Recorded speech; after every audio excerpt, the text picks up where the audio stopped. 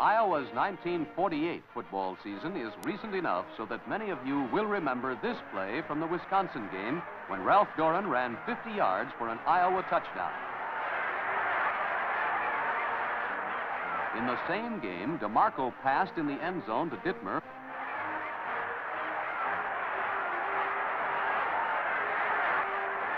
And in the 1948 Iowa-Minnesota game, this surprise play, a long pass by Fask instead of DeMarco to Dittmer, was a highlight of the game.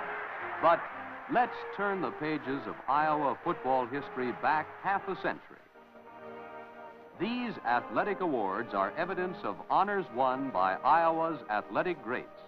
The near greats have only memories of victories snatched away by a split-second margin when victory faded from their grasp. Let's look into the stories behind these awards and begin when football was only a youngster in age, but a game of strenuous activity and bruising play. Outstanding players on the 1899 team were Clyde Williams, Edson, Howell, and Waters. Coach Knipe introduced a new style of play in 1899, and his Iowa team, with Maury Eby, a brilliant performer, shared the conference title. Stubb Stewart was Iowa's first 9-letter man in 1907, 8, and 9. In 1911, Willis O'Brien drop-kicked field goals of 50 yards and more. In 1916, Howard Jones took over as head football coach, and Iowa's trip to football glory really began. Waddy Davis on the 1917 team, known as a drop kicker, was also a great ball carrier. 1921, the team that brought Iowa national honors.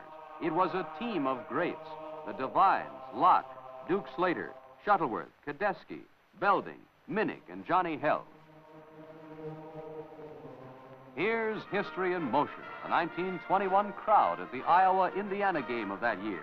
Haven't styles changed in 28 years? These were the first football training films made in the Western Conference. Captain Aubrey Devine kicks off to Indiana in the White Helmets, which led to a 41-0 victory for the Hawkeye.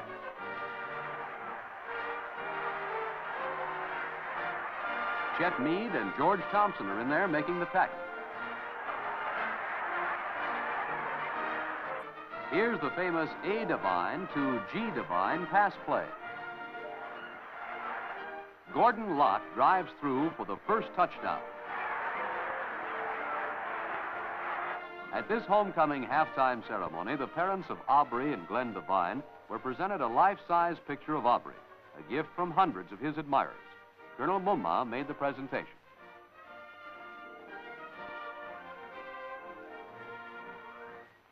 In the second half, the Devine combination comes through for another long game.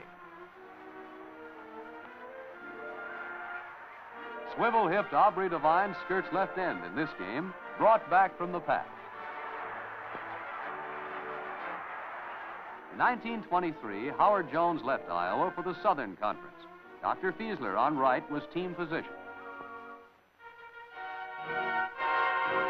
In the 1933 Iowa-Northwestern game at Evanston, Joe Laws sparked the Hawks to a 7-0 victory.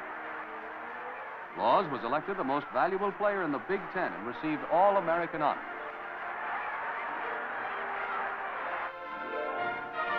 The next year at Northwestern, Ozzie Simmons, a new sophomore star, stepped into the spotlight and helped Iowa win 20-7.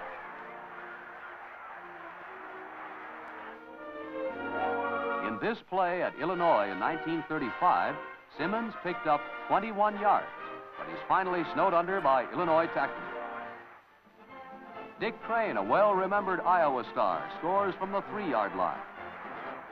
The ball is taken by Lamb, who goes off tackle. Then laterals to Simmons to set up a 19-0 win for Iowa.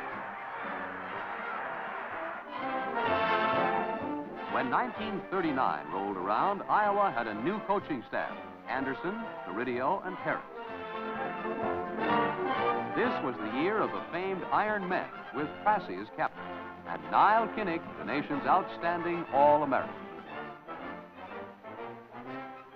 Indiana was the first conference opponent in '39, and the Iron Men already showed signs of what was to come with runs like this one by Kinnick.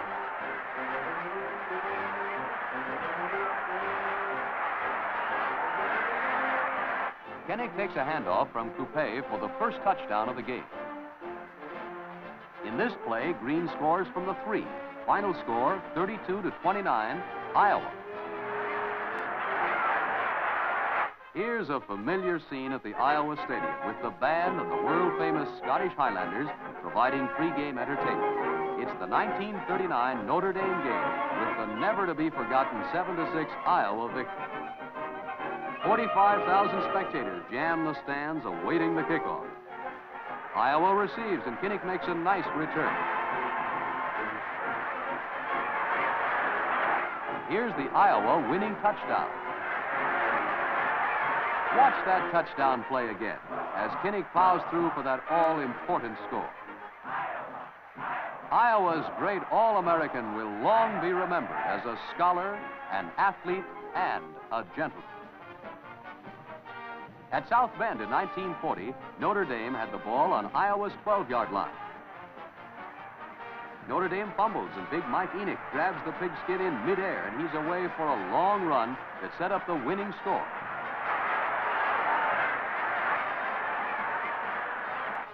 From the 2-yard line, Bill Green scores the touchdown, which meant an Iowa victory, 7-0.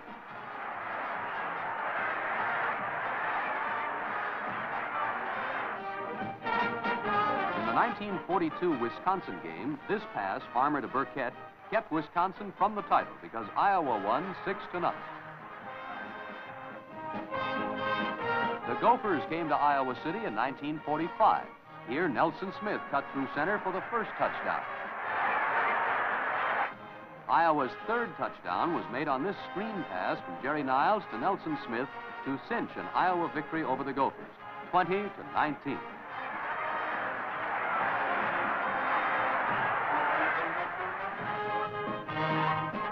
1946 saw Iowa beat Purdue 16-0. Tunnell on a fake pass easily skirts left end for a touchdown. Tunnell, known as Emlyn the Gremlin, repeats his earlier tally, driving hard over the goal line.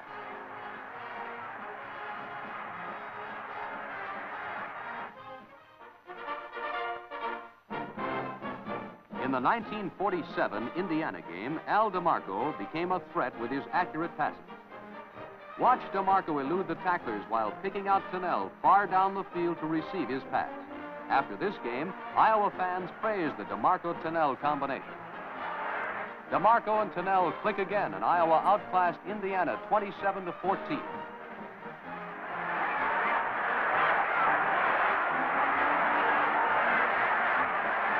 The Minnesota game of '47 provided the football upset of the year. In the third quarter, Iowa was touchdown bound. DeMarco's pass found Herb Shaner for a 25-yard gain.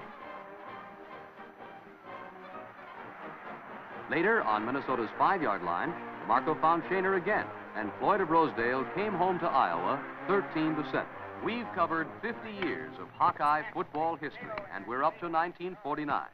There's Coach Eddie Anderson at work with some of his 1949 squad. Fall football practice is on. Looks like Dr. Anderson has some visitors.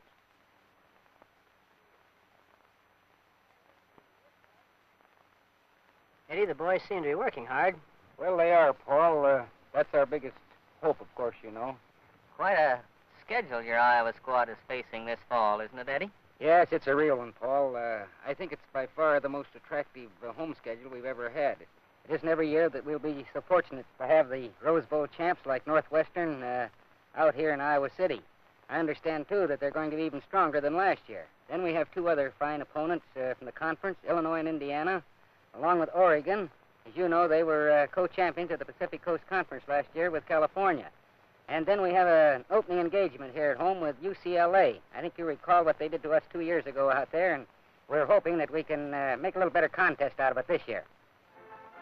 The next time you watch a team of inspired Iowa boys on this field, remember the hundreds whose names are forgotten in the years gone by. That same fighting spirit for the fame of the black and gold will be there this year, as every year. For that's what makes football everybody's game.